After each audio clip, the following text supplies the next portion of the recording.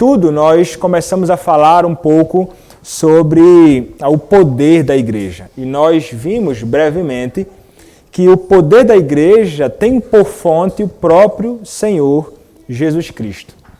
Cristo, ele é a fonte do poder que a igreja ela possui, não é? Então, é dele quem flui tudo isto. E nós vimos algumas passagens da Escritura e algumas considerações muito importantes que tratam sobre isto. Ele é a fonte do poder, é ele então quem trata e abençoa e fala com a igreja através dos sacramentos, do ensino, da disciplina, do governo e de tudo. Tudo isto está fundamentado na pessoa do Senhor Jesus Cristo. Cristo, aquele que é o cabeça da igreja e nós, membros do seu corpo. Hoje, nós veremos um pouco agora sobre a delegação e investidura do poder da igreja. Falaremos um pouco sobre a delegação e investidura do poder da igreja. E as primeiras palavras seriam: Cristo, ele é aquele que investe a igreja com poder. Cristo, ele é aquele que delega à igreja o poder. Cristo, então, é quem faz isto. E nós podemos falar de autoridade ou poder que estão realmente na igreja de Cristo. Que o próprio Cristo deu à igreja. Não somente a autoridade, mas poder para exercer. E é o próprio Cristo, cabeça, quem faz isto. E alguém poderia fazer algumas perguntas, né? E são algumas objeções apresentadas pelo próprio autor do livro. Ele vai dizer assim: onde exatamente está o poder da igreja? Onde ela está localizada? Ou quem tem autorização, ou quem está autorizado para exercer a autoridade e o poder da igreja? Aí ele vai mencionar o livro de ordem da PCA, né, dizendo o seguinte, como uma base, né, teórica para isso. Ele vai dizer assim: o poder que Cristo confiou à sua igreja é conferido a todo o corpo, os governantes e os governados, constituindo uma comunidade espiritual. Esse poder, sendo exercido pelas pessoas, estende-se à escolha daqueles oficiais que ele nomeou na sua igreja. Então, 2 pontos, eles são enfatizados aqui. Primeiro, o poder é conferido à igreja como um corpo orgânico composto de governantes e governados. Então, o poder é conferido à igreja como um corpo orgânico composto de governantes e governados. Então, é importante que nós vejamos a igreja exatamente como a Bíblia descreve a igreja. E a igreja ela é realmente descrita como um corpo orgânico e vivo. É isso que nos diz, não é? 1 aos Coríntios, capítulo 12, verso de número 31. 1 aos Coríntios, capítulo 12, verso de número... Opa, acho que eu estou botando a referência errada aqui. Seria... O texto seria... É isso mesmo, 1 aos Coríntios, capítulo 12, verso de número 31. Entretanto, procurai com zelo os melhores dons. E um outro texto, que ele vai usar paralelo a este, para fundamentar o que ele está dizendo, é o texto de Efésios, capítulo 4, verso 1 até o verso de número 16. Se dirigindo aqui à igreja do Senhor Jesus Cristo, como no texto de 1 Coríntios 12, 31. Ele vai falar aqui o seguinte: rogo-vos, pois, eu, prisioneiro, no Senhor, que andeis de modo digno da vossa vocação, a que fostes chamados, com toda a humildade e mansidão, com longanimidade, suportando-vos uns aos outros em amor, esforçando-vos diligentemente por preservar a unidade do Espírito no vínculo da paz. Há somente um corpo e um Espírito, como também fostes chamados numa só esperança da vossa vocação. Há um só Senhor, uma só fé, um só batismo, um só Deus e Pai de todos, o qual é sobre todos, age por meio de todos e está em todos. E a graça foi concedida a cada um de nós segundo a proporção do dom de Cristo. Por isso diz, quando ele subiu às alturas, levou cativo o cativeiro e concedeu dons aos homens. Ora, que quer dizer subiu? Senão que também havia descido até as regiões inferiores da terra. Aquele que desceu é também o mesmo que subiu acima de todos os céus para encher todas as coisas. E ele mesmo concedeu uns para apóstolos, outros para profetas, outros para evangelistas e outros para pastores e mestres, com vistas ao aperfeiçoamento dos santos, para o desempenho do seu serviço, para a edificação do corpo de Cristo, até que todos cheguemos à unidade da fé e do pleno conhecimento do Filho de Deus, à perfeita varonilidade, à medida da estatura da plenitude de Cristo, para que não mais sejamos como meninos, agitados de um lado para o outro e levados ao redor por todo o vento de doutrina, pela artimanha dos homens, pela astúcia com que induzem ao erro.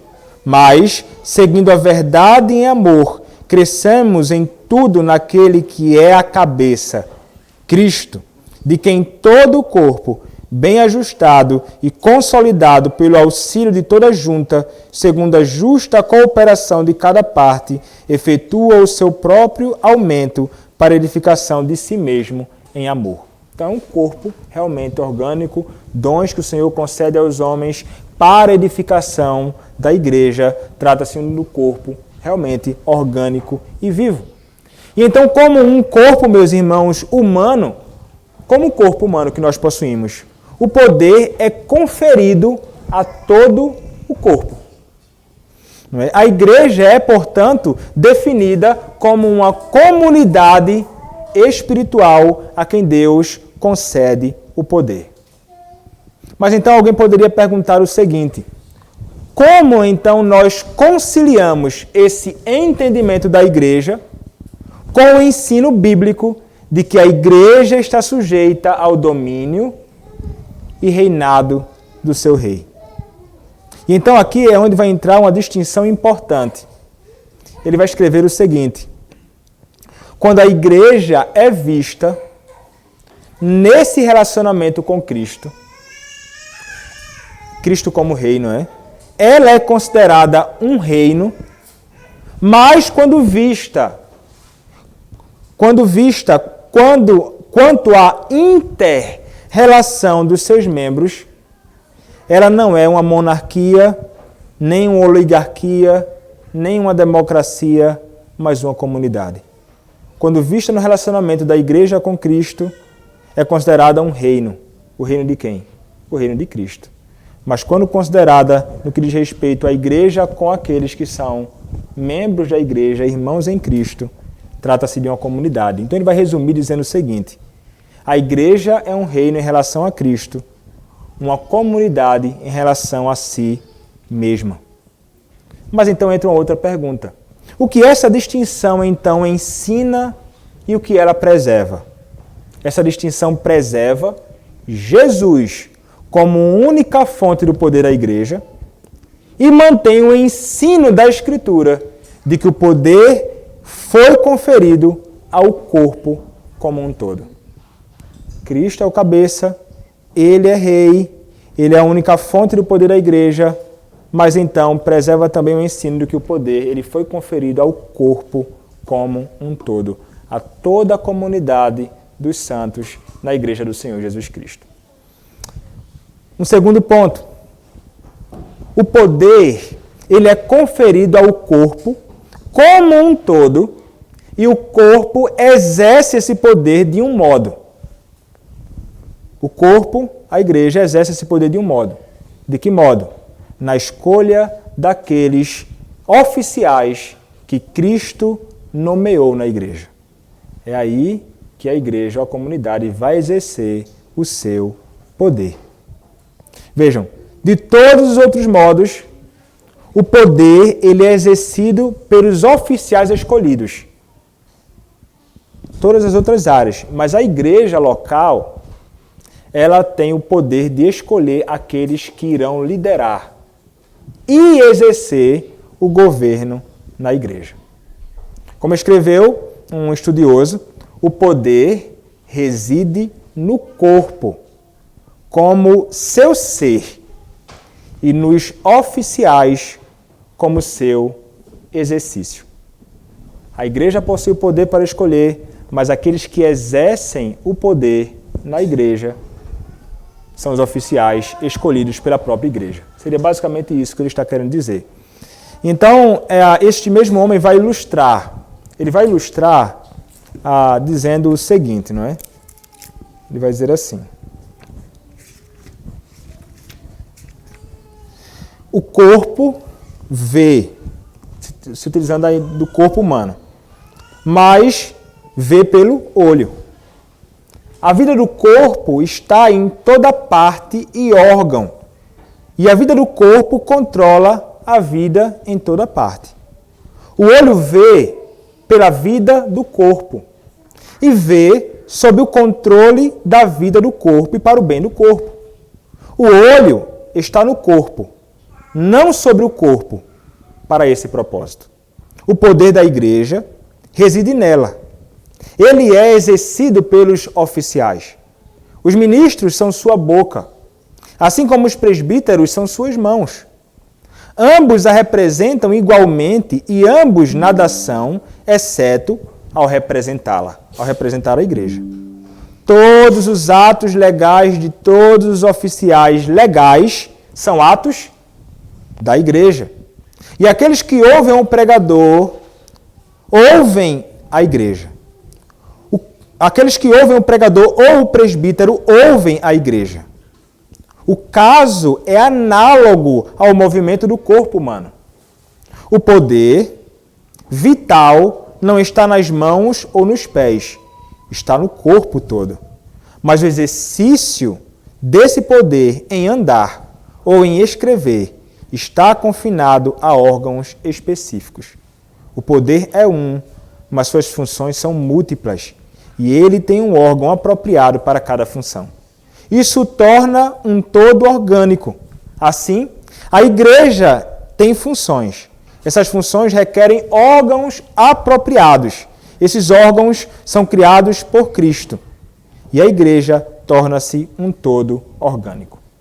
Então, a igreja, ela possui o poder para escolher, mas aqueles que exercem o poder, e a igreja está sendo representada nisto, naqueles que foram escolhidos pela própria igreja.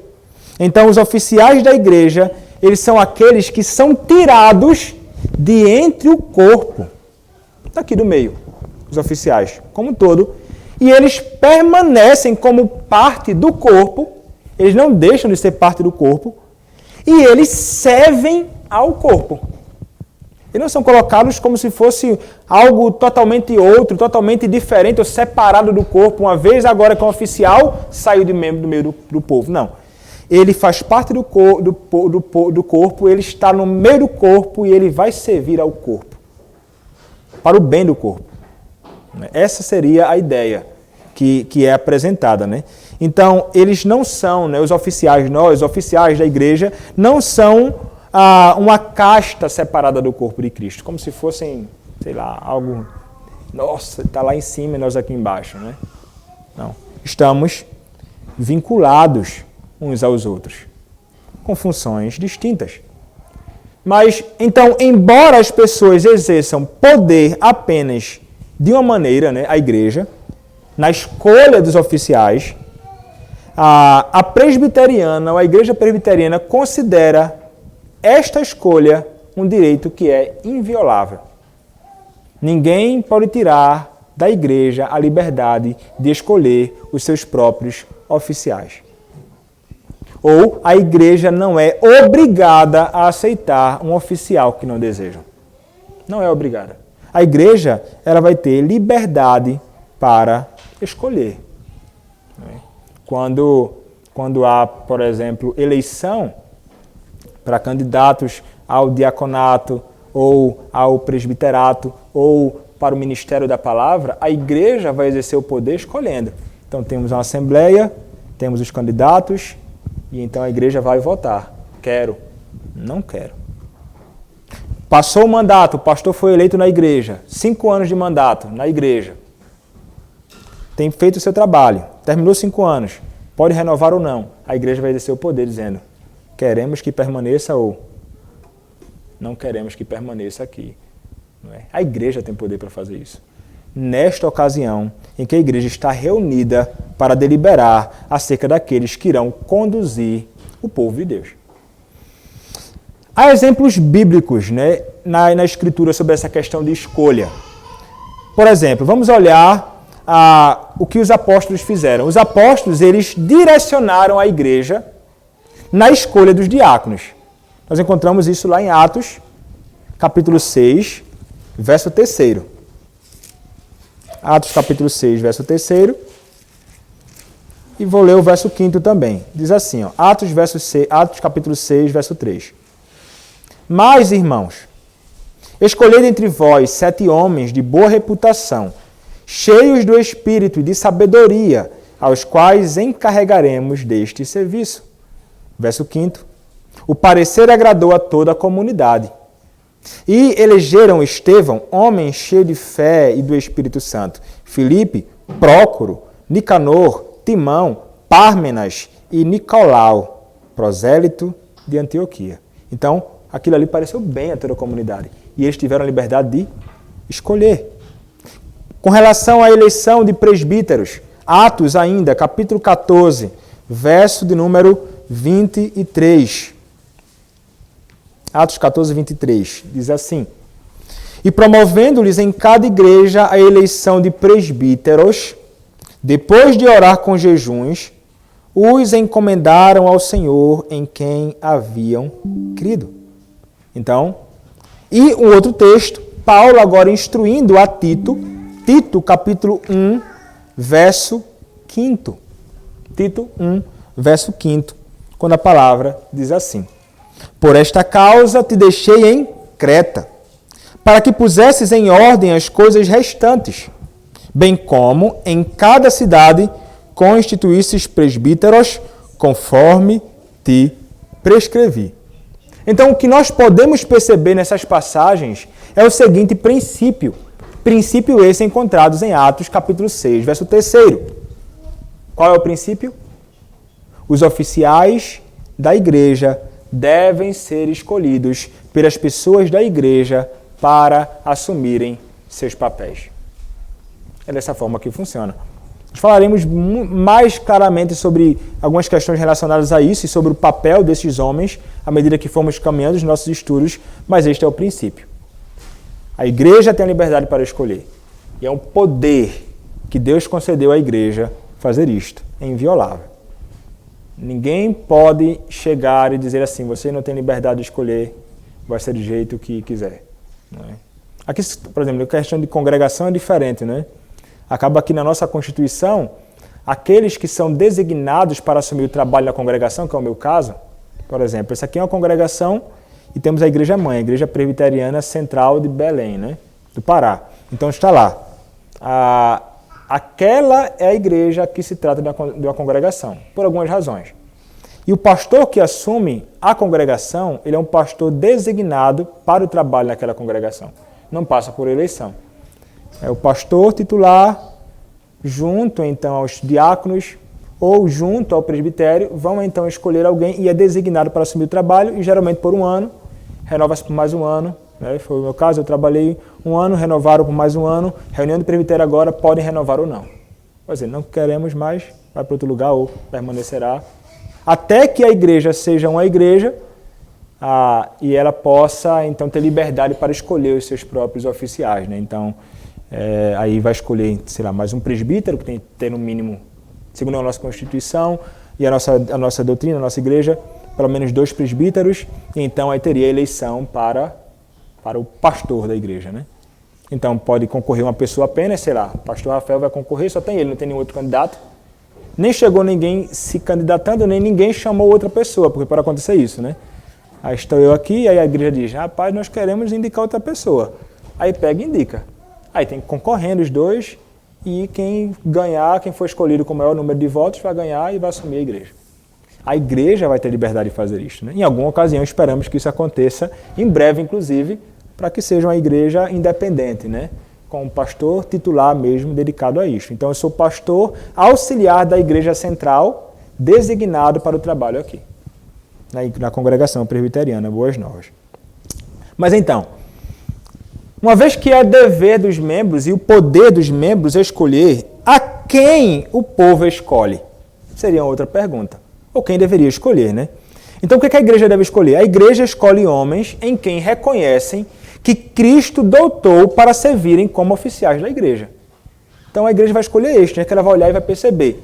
Este homem, ele foi chamado e foi dotado por Deus para assumir ofícios de liderança na igreja. Então, a eleição dos oficiais pelas pessoas é o meio, então, através do qual Cristo coloca oficiais na igreja. Pensem sempre na questão da escolha e na direção da igreja como Cristo fazendo isso. Porque é Cristo exercendo o seu governo através de pessoas. Sejam eles no papel de governados ou eles no papel de governantes. É o próprio Cristo quem faz isto. Como Robinson escreveu, ele vai dizer o seguinte, são duas citações aqui de dois homens, teólogos, ele vai dizer assim, nesse reino espiritual de Cristo, por meio da indicação do ofício, as qualificações e comissão vem dele, Cristo, a verdadeira cabeça invisível do reino.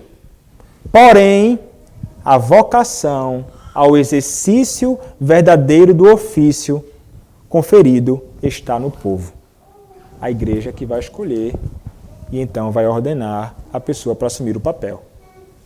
Um outro teólogo chamado Peck, ele observa dizendo o seguinte, é Cristo quem cria o ofício, define suas funções e prescreve as qualificações para ele, Cristo. No entanto, de acordo com a vontade do mesmo Senhor e cabeça, o chamado para ser um oficial não está completo sem a ação da igreja.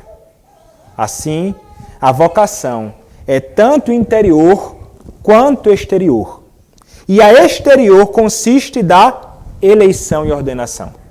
Então, há um duplo chamado, ou um que nós podemos chamar de uma dupla vocação.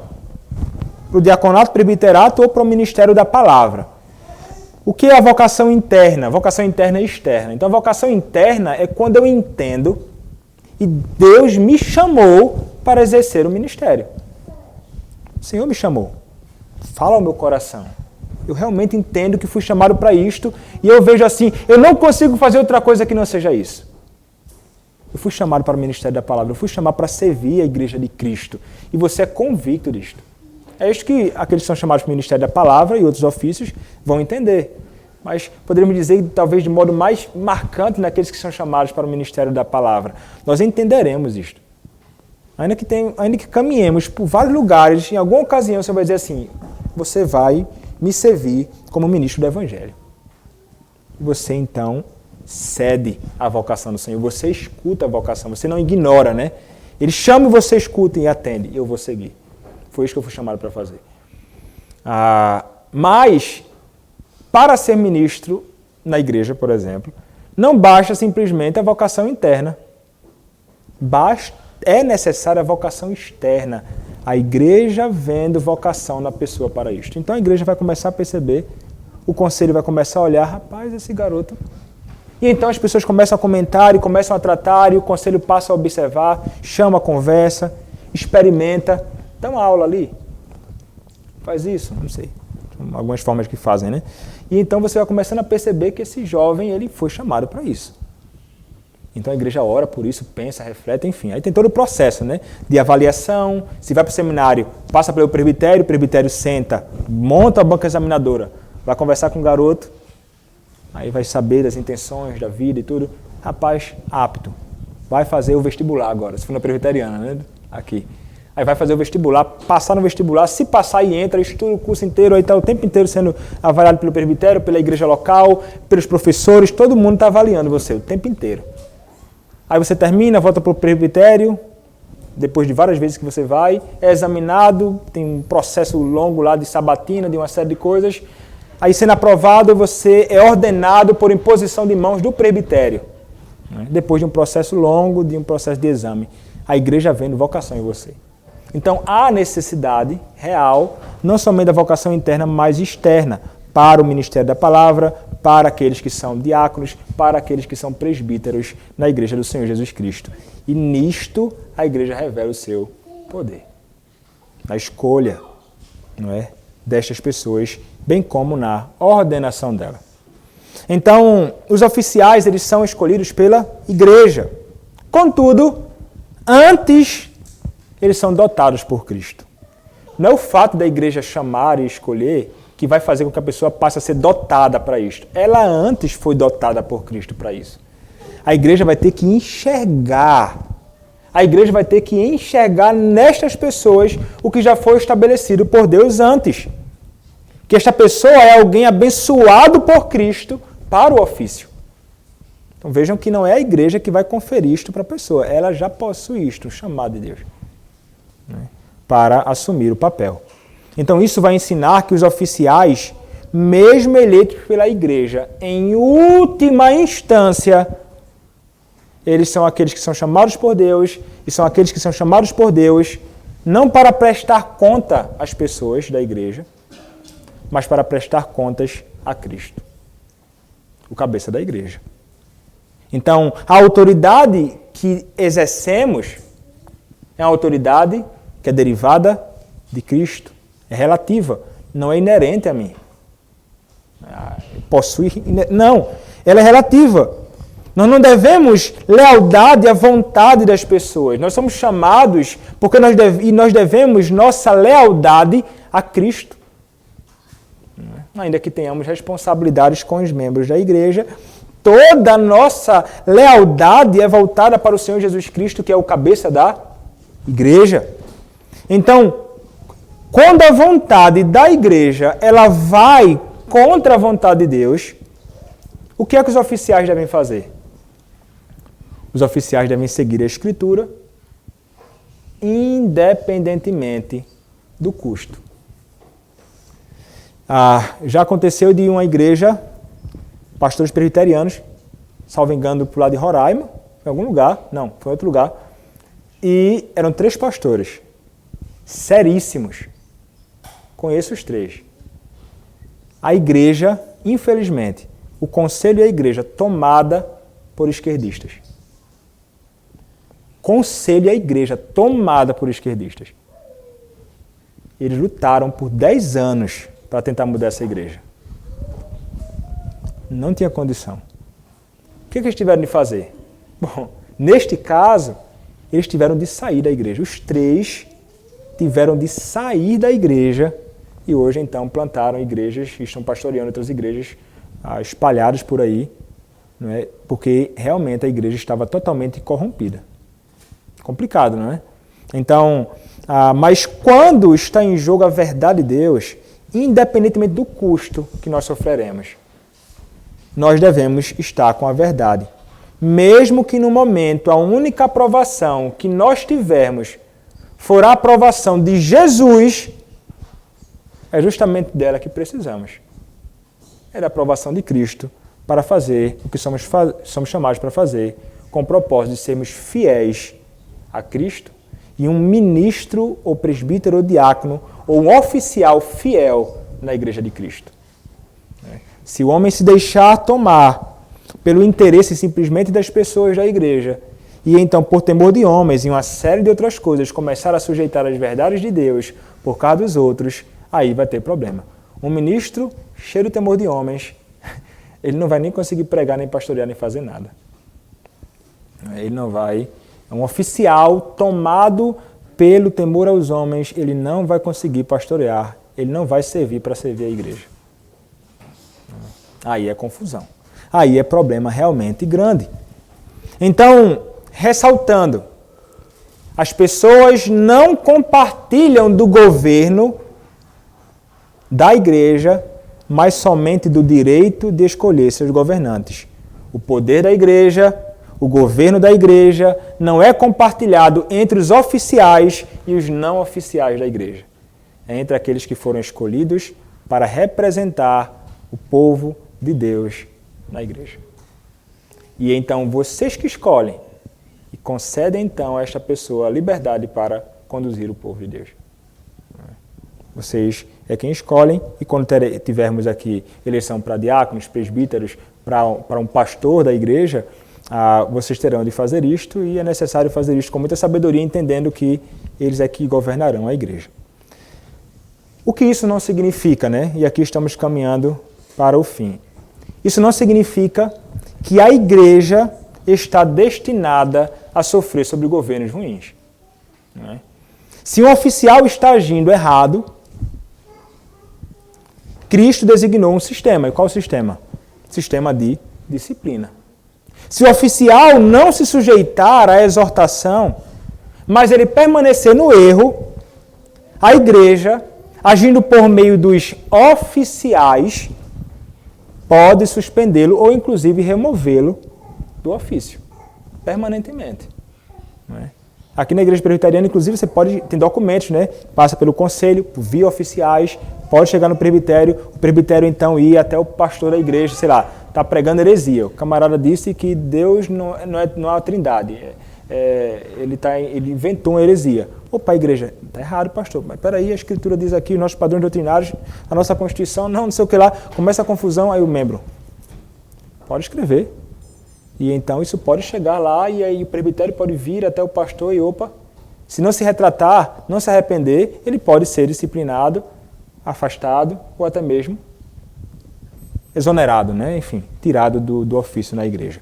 Então, aqueles que possuem liderança na igreja, eles não têm a liberdade para fazer o que pensam que devem fazer. Eles são chamados a seguir e reger a igreja segundo aquilo que diz a palavra de Deus.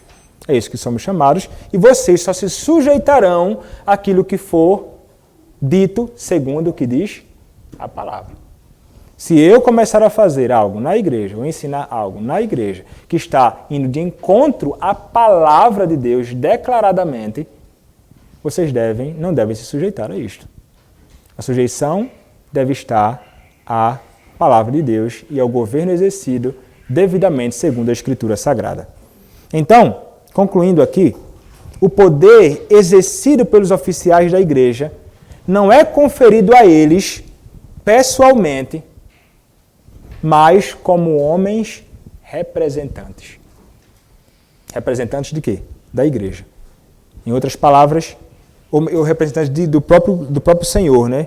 Em outras palavras, Cristo não cede seu poder para a igreja.